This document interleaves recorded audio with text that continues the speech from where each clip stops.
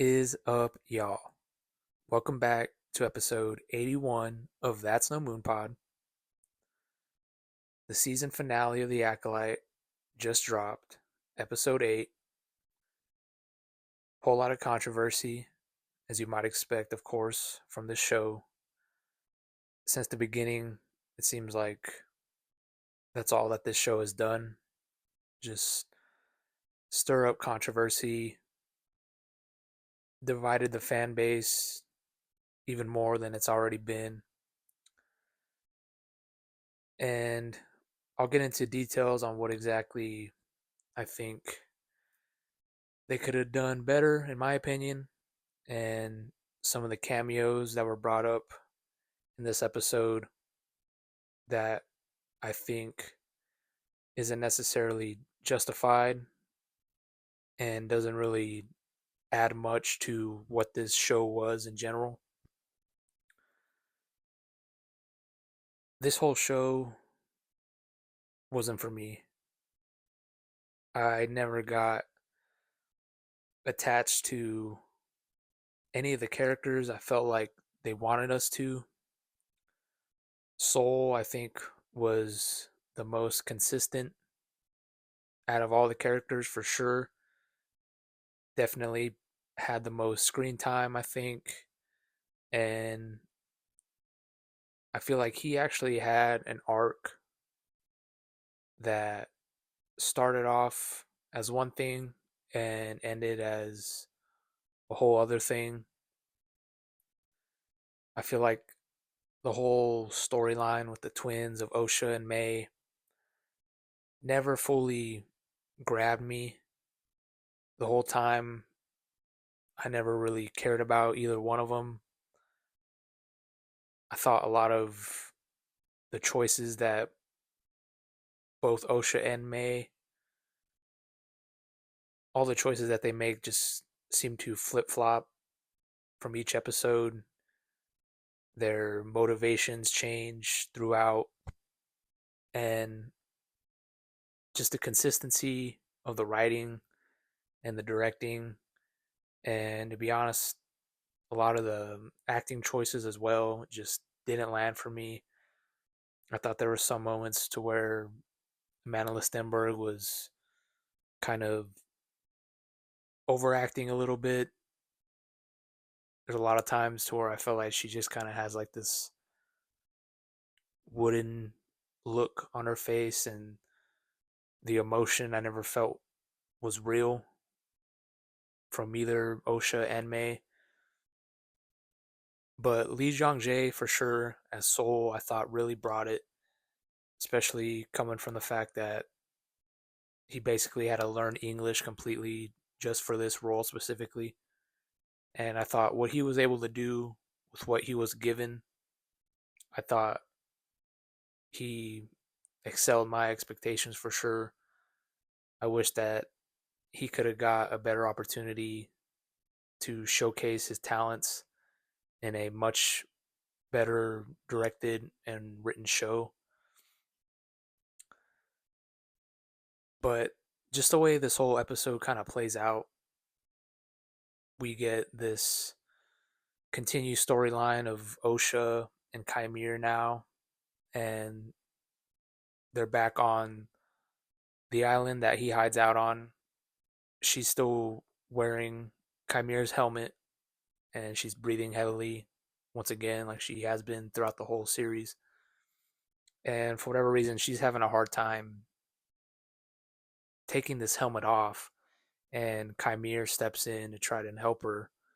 But then he kind of gets possessed with that whole witchcraft trick that Mother Anastasia did to Torben in the flashback episodes.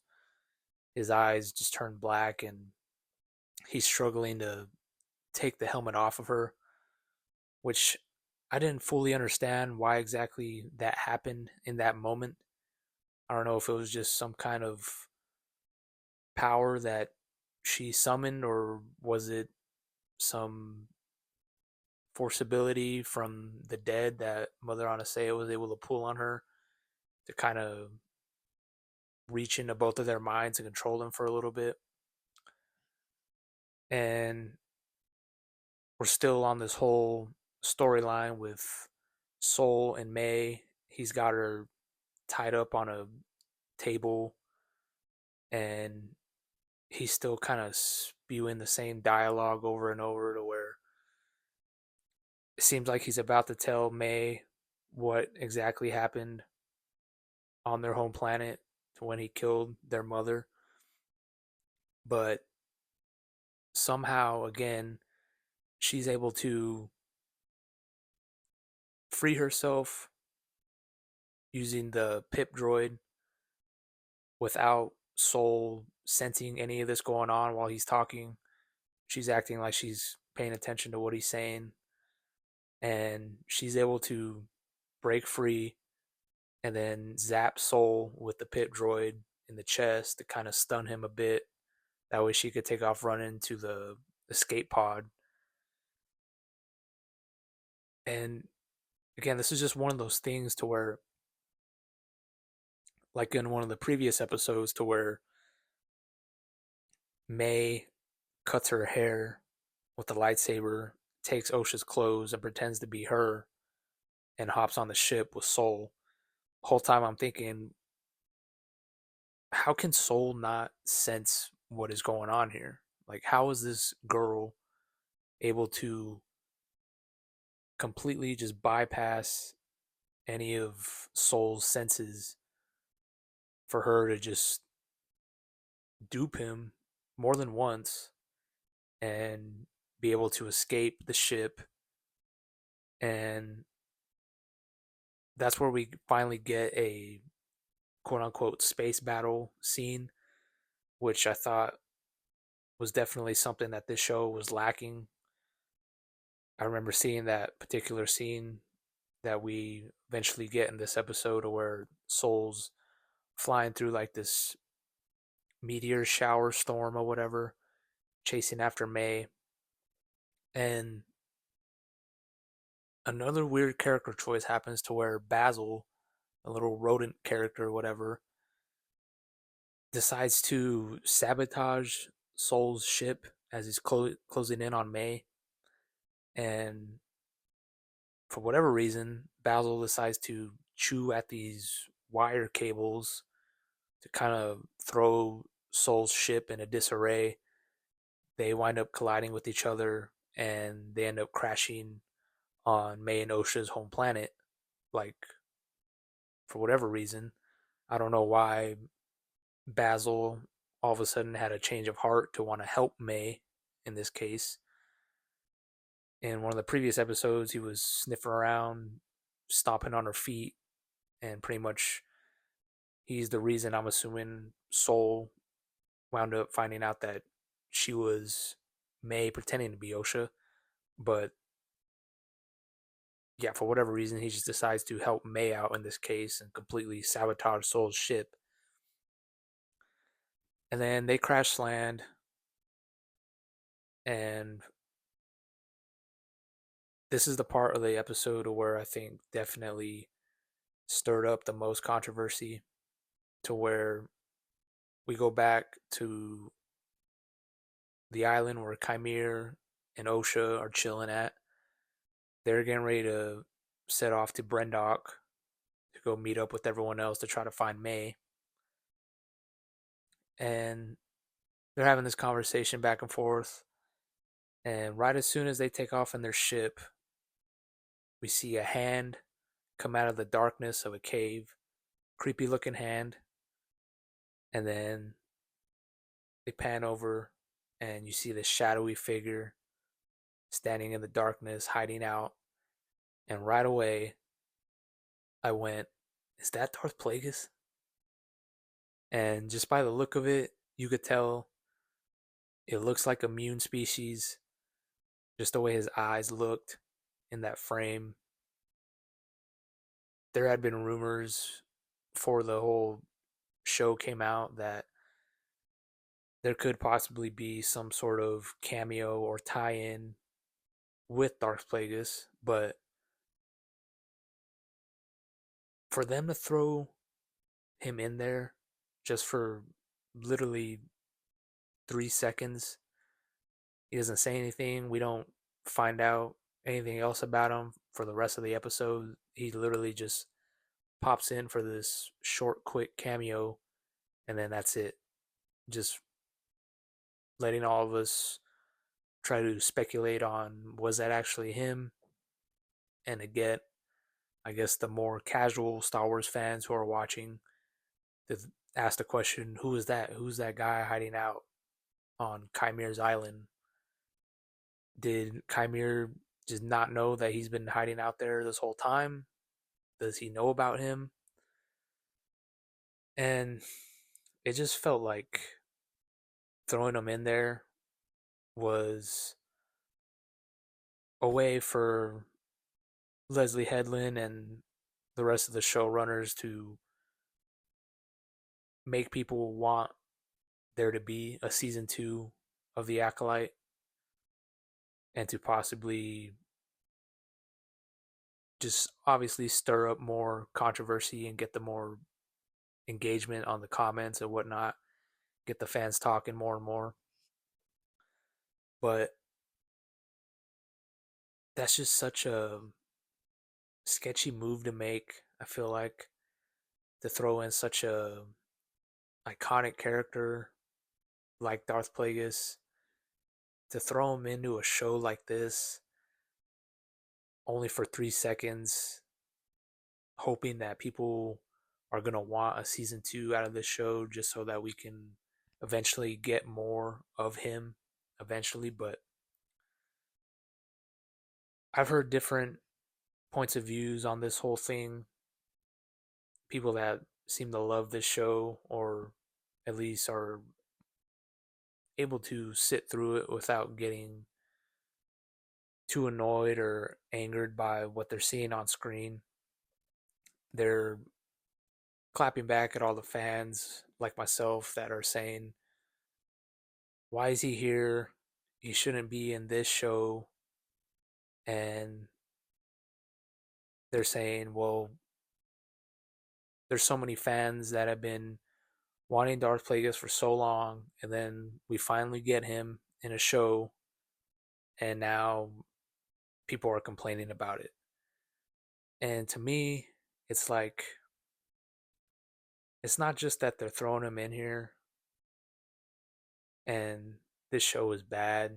It just feels like, again, just some kind of trope that they wanted to throw in there for the hopes of there being a season two. And I'm just not digging it. I'm just, I'm afraid of what, if there is eventually a season two, which I honestly don't think there will be. You're getting into this dangerous territory of possibly just angering the fans even more by possibly having Darth Plagueis learn from these witches on how to eventually create life and cheat death and all these crazy dark side abilities that he's able to do. I don't know if Darth Tenebris, his master, is anywhere in the shadows or if he's long gone at this point.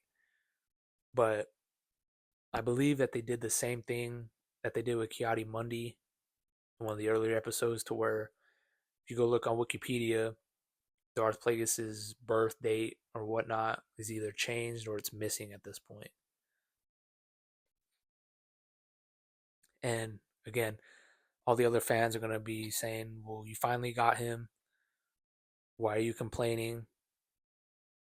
All those stories and all this information that we've gotten from Plagueis, other than episode 3, to where Palpatine's having that conversation with Anakin, everything else isn't canon. It's all legends.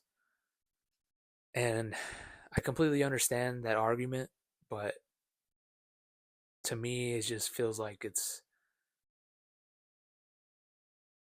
you're not doing a service to the fans that have been there from the beginning, who read all the books, who read all the comic books, who play all the video games. and just to kind of pick and choose what you want to make canon or not and change this or that just to help fit your storytelling in the show. To me, it just does the character a disservice because there's just potential for them to make the character not of what us fans are used to seeing of these certain characters, and it could possibly damage everything that's already been set up in canon, whether it's the novels, comic books, or just the prequels in general. I remember when The Force Awakens first came out, and that was like one of the big talking points of, is Snoke Darth Plagueis? Is there some kind of Darth Plagueis uh, thing going on with the sequel trilogy at all?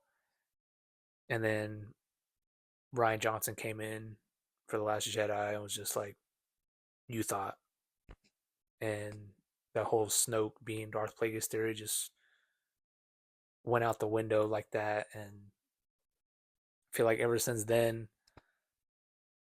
people have just been afraid of them messing with these characters that hardcore fans are known to love.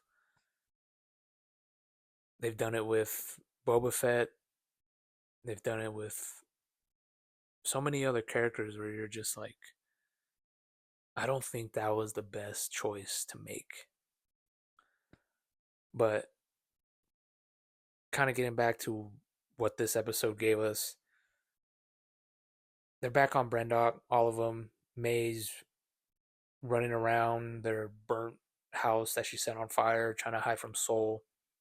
And then Soul and Chimere have this confrontation, and they start getting on this lightsaber duel, which I thought had a lot of cool moments in it. I could have done without some of those slow mo aspects of it. Soul had this really cool moment to where Chimere, he throws both of his lightsabers at Soul, and he's able to just kind of use the force to make this swirly force push to kind of both dodge his lightsabers and then push back Chimere. So I really like that part. But yeah, just some of the slow motion, some of the wire work didn't do it for me necessarily. But I do got to give it to the show that they really seem to put an effort in to the lightsaber fights. Even some of the hand to hand combat that we see in the show from episode 1 to where May is fighting Trinity. And there's this moment to where Osha and May finally have this conversation. They're both arguing a bit, and you start to see this foreshadowing before it even begins, to where in this episode, Osha has been wearing this dark colored attire, and May has been wearing this white colored outfit. So you're already starting to see that Osha is pretty much guaranteed to turn to the dark side, and May's going to take on this completely different path that she was on from the beginning. But they have like this hand to hand combat fight scene, and again, I thought the choreography was really good. It was just kind of weird that I didn't know Osha could throw hands like that, and we knew that May was skilled in hand to hand combat. I'm assuming Osha learned some of this from being a Jedi, I guess. Um, I'm just not sure how much she kept up with all that training throughout the years after she left the Order. But then there's this whole other B plot going on, I guess, or C plot, to where Vanestra is back on Coruscant and she's with that Jedi that doesn't look like a Jedi at all. He's telling her that there's a senator here to talk to you, and this guy definitely should have been in more than just one episode. I feel like his conversations with Venestra really could have added some more depth to what's actually going on here with the Jedi. He doesn't like their kind. He doesn't like what they stand for, believe in. He thinks that there's a possibility for a Jedi to eventually go rogue and causing a whole lot of chaos within the galaxy, and he's definitely not wrong for thinking that because we all know that's eventually what happens. But just kind of having that dynamic going on, I thought really could have just added another layer to the show that I feel like it was really missing. Having just this person on the outside that's hating the Jedi, but on a more, I guess, intellectual level. And it's not just out of this hatred because so and so did this to their mother or whatnot. And again, their conversation was cool. I could have done with that whole line to where he tells Venestra good luck, or shall I say, may the force be with you. That kind of felt like a little shoehorned in, kind of a diss to me. But that's where we eventually see Venestra and her dorky looking Jedi friend. They decide to bring a whole bunch of crew with them to go to Brendok as well, so they could eventually find Soul, May, Osha, whatever. And meanwhile, Soul and Chimera, they're still going at it. And this other thing happens again to Soul, to where May takes off running after her and Osha had that hand to hand combat fight. They see Venestra's ship start swooping in. May takes off and she heads outside of where Soul and Chimera are fighting, and she's able to snag Soul's lightsaber without him sensing any of it again. I don't get how this dude is just so easily distracted or just not able to sense anything that goes on with either of these girls. But Soul's able to disarm Chimera. He pretty much just wrecks his lightsaber, makes it useless. Chimera takes off his helmet for whatever reason, and this is where we finally get the whole reveal or the confession to where Soul tells May, "Yeah, I killed your mom. I did it. This is what happened." And this is all leading up for Osha to be in the background, to hear all this, to finally hear the confession. And Soul walks up to Osha. She's obviously pissed off.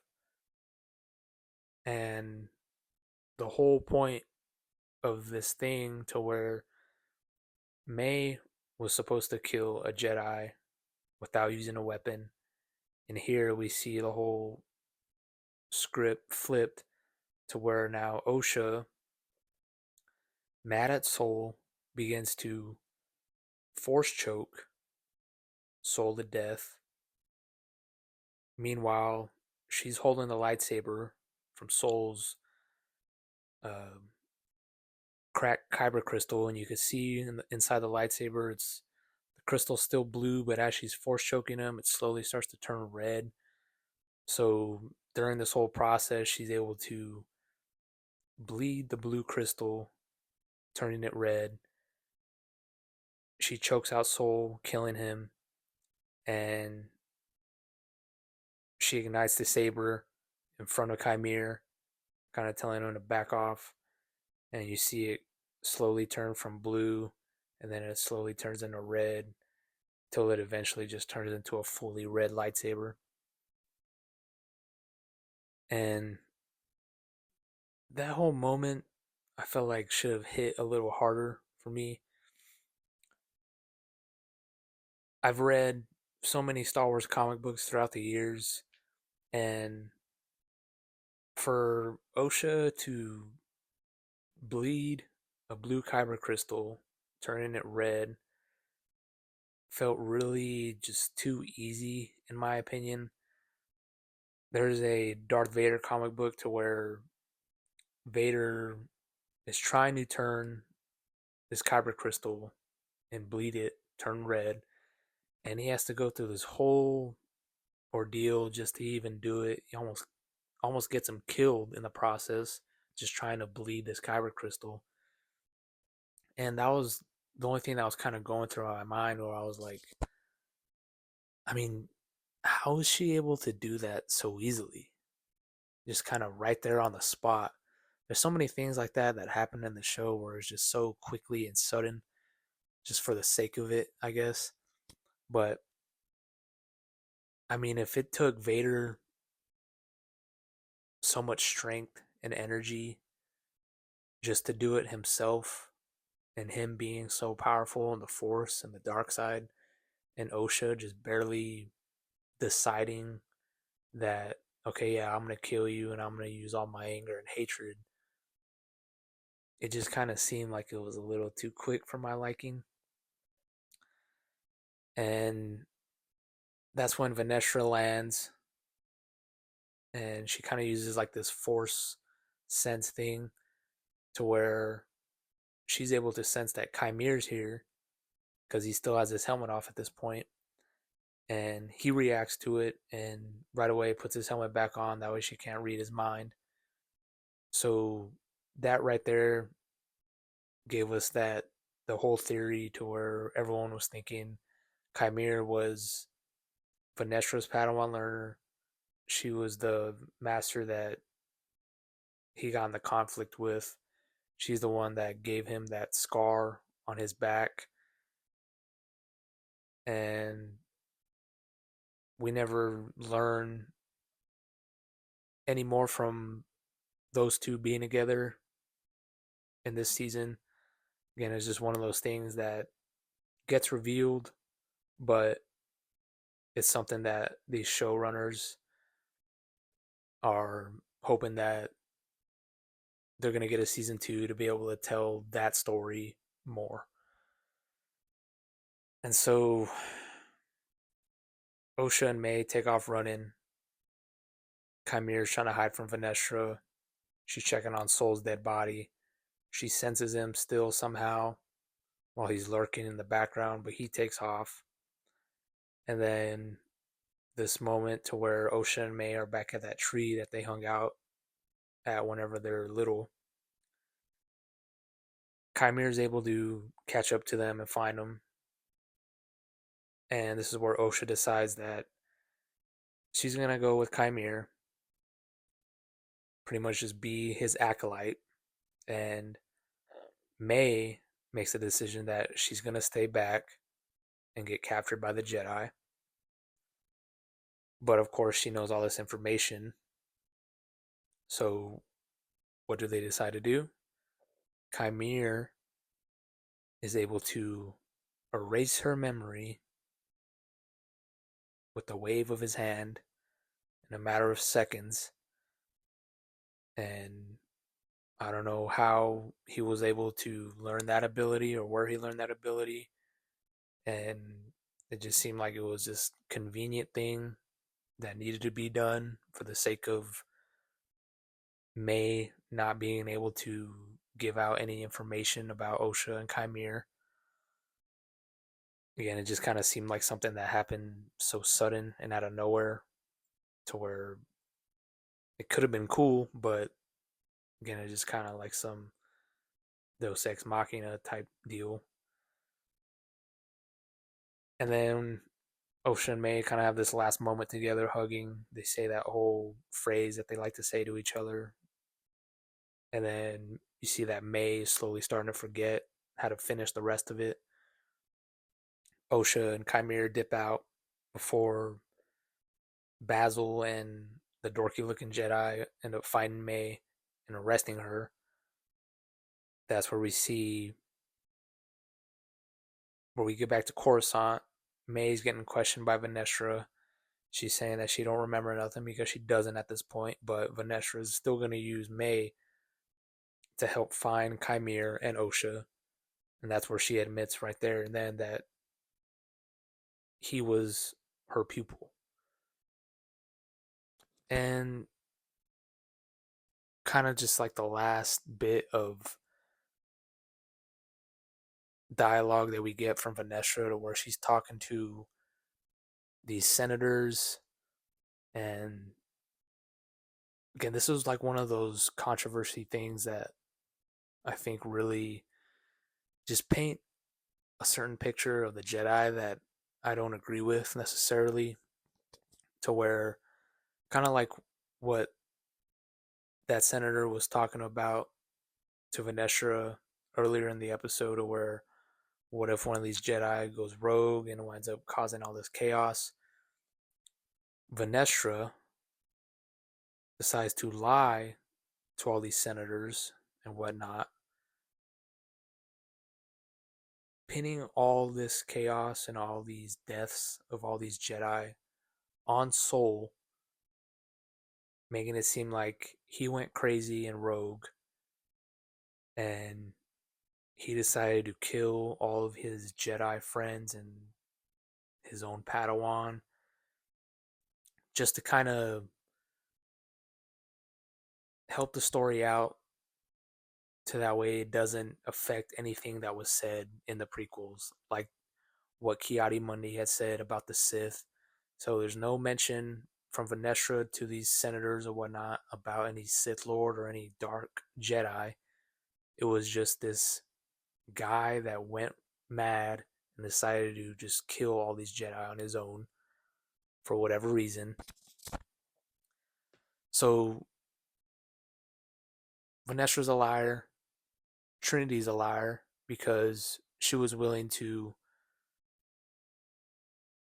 get Souls back in a way, to not throw him under the bus, to where they didn't want to report to the council that Soul killed Mother Anasea. It was all May's fault for what they knew. But in a way, it really was, because she was the one that started the fire, killed all those people in there.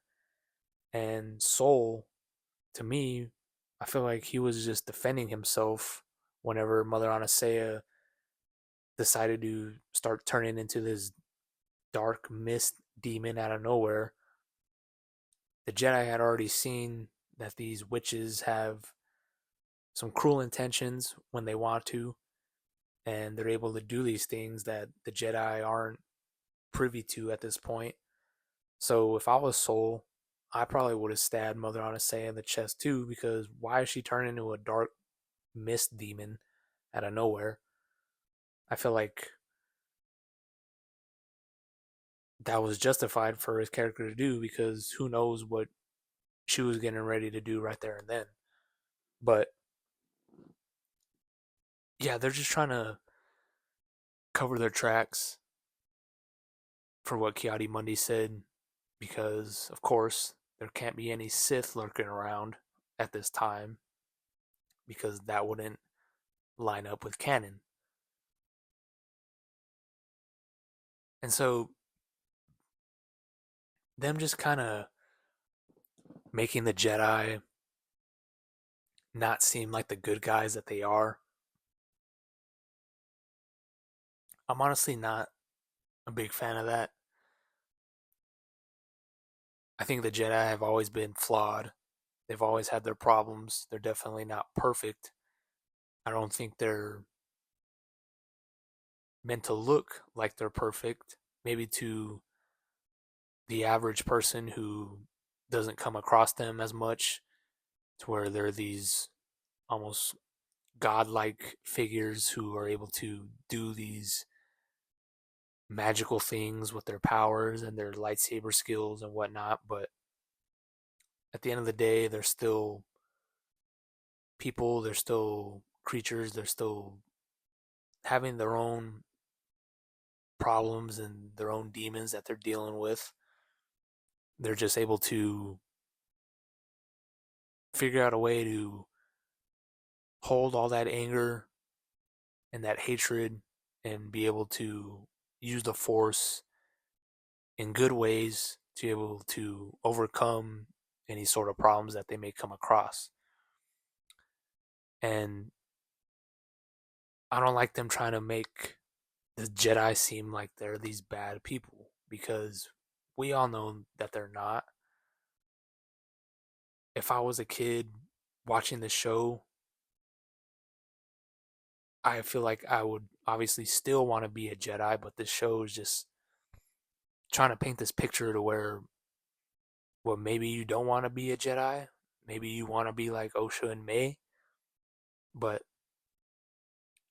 I wasn't fully on board with them trying to make the Jedi out to seem like they're these bad people. Um, because yeah, to me, the Jedi should always be a symbol of hope and a symbol of just safety and someone that you could look to for. They'll always try to do their best to help out any situation that's thrown at them, and they may have to make some hard choices from time to time, which we've definitely seen, and that all depends on their character and how well they're trained with the force. And yeah, just for them to just be constantly lying and try to throw Soul under the bus. Vanestra, her character for me just didn't land at all. For whatever reason, it seems like she can just do whatever the hell she wants without having to take any orders from anyone. Like she's the head honcho of all the Jedi, which we all know that she's not, because the last scene that we get in the show before we see Chimera and Osho holding hands back on their island while Plagueis is somewhere hiding in the bushes or something. Vanestra decides to walk up to Yoda. We see the back of his head, but he doesn't have any dialogue. But she wants to have a word with Yoda.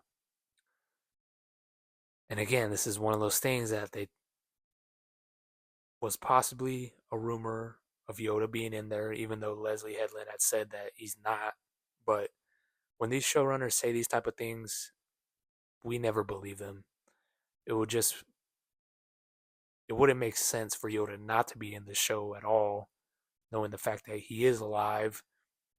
He's definitely the guy that Vanestra should be talking to and getting any sort of permission to do all the things that she's been doing in this show in the first place. But I guess he's just been in this Jedi meditation state to where he's not to be bothered because she asked permission to speak to him, when I kind of always thought that Yoda had like this open door policy to where, if you need any help, you have any questions, you could come to me for anything. We see that a lot with the prequels to where Mace Windu walks in, to where Yoda is able to sense Anakin killing all the Tusken Raiders. Obi-Wan walks into his class when he's teaching the younglings to help him find the missing planet. Anakin, whenever he's struggling with his emotions in Revenge of the Sith, he's able to have these conversations with Yoda. Yoda's always kind of been like this HR therapist. He's just the guy. He's the head honcho of the Jedi. And Vanestra has just been doing all this stuff behind his back, and Yoda's not able to sense what's really going on. That there's this dark side user who just wiped out all these Jedi on Kalnaka's home planet.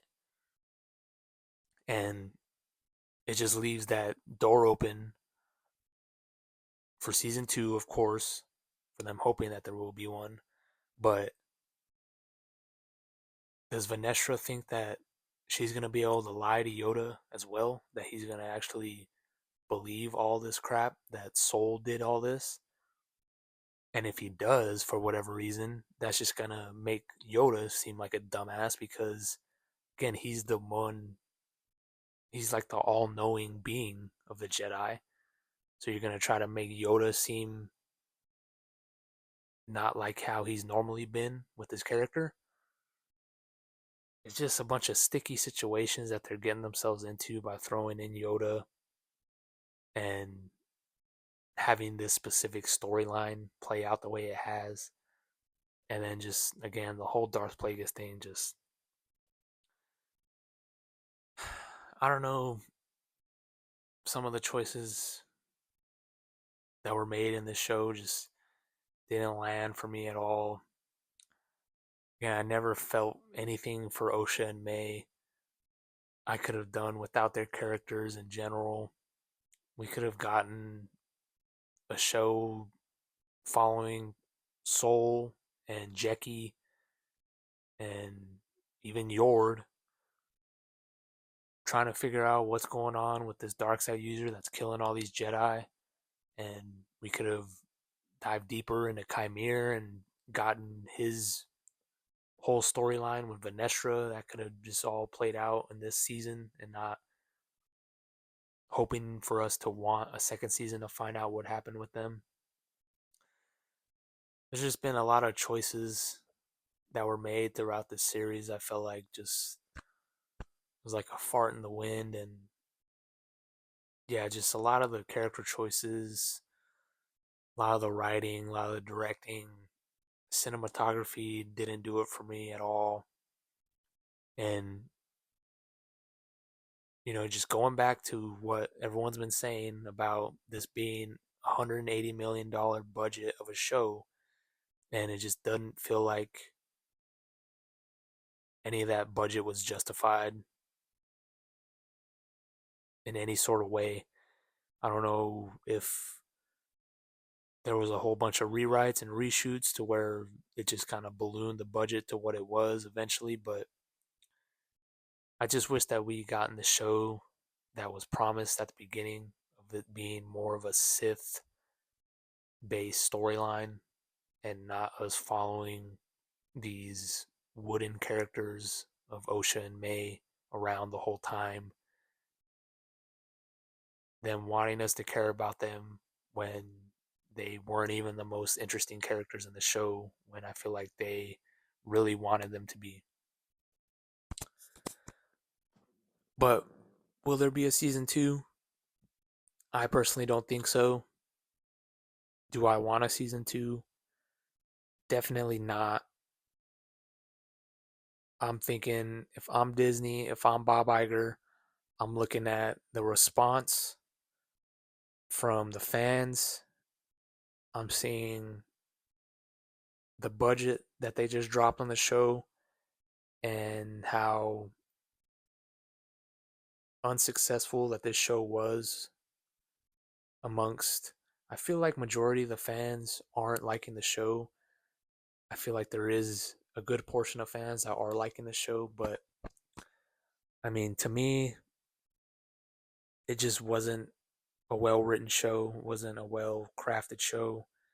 It was just sloppy in a lot of moments, and I don't think just because you throw Darth Plagueis in there and show the back of Yoda's head and us figuring out that Venestra was Chimere's master at one point, I don't think any of that justifies for there to be a season two of this show.